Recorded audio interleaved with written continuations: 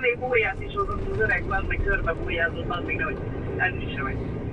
Itt is ugyanolyan nagy forgalom volt, mint a Csukuszkinában, meg a full ugyanaz volt az egész. És ezek valami telefonszerviz, vagy mi a faszon volt, tudod, vagy akik telepítik a telefont, vagy valami olyan kis tévét, mind a kettő. Vagy lehet a tévét is, az internetet, azt most ugye nem vágtam, de...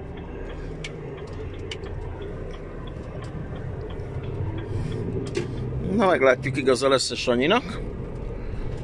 Jön szembe egy személyautó. Már jön szembe egy személyautó. Nem, a második utcán, és arra. Csodálatos hely. Nagyon szép. Cuki házak vannak. Hát majd fölteszem a videót a tegnapi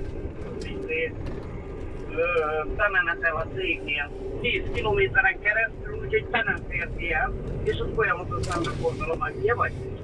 Hát a hajam ketté tőle hallott. Jó, mondjuk a kommentben mindenki ezt írja, hogy kurva gáz a bemegképzás. Mondjuk én nem is értem, hogy egy nagy gyárban, az meg azt nem képesek, az meg egy kis kővitést oda patintani, az meg. Valami van. Te hiszed, hogy jön szembe az iskolabusz? Köszi!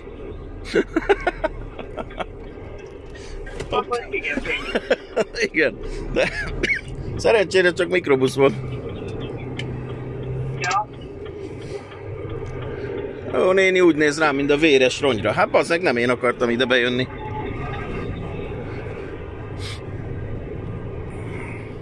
Nagyon szép hely.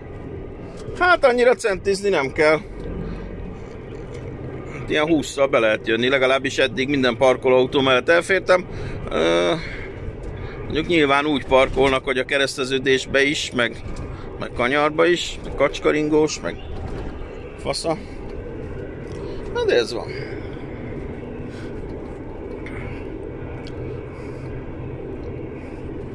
De ilyen helyre hogy lehet beküldeni kamiont? Hát tényleg... Nem tudom, én nekem ezekkel van tele a faszomba, tényleg nem értem. Állatot teremtett.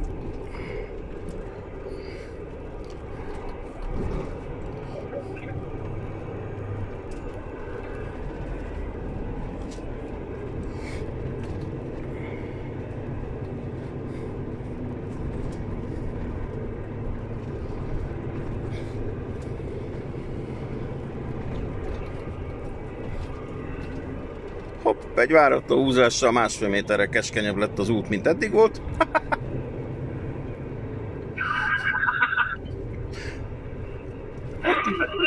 Volt egy kereszteződés, és utána már sokkal jobb lett.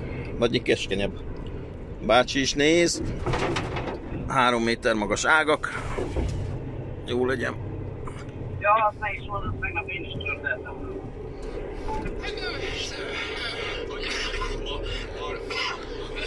És itt a cég, megjöttem.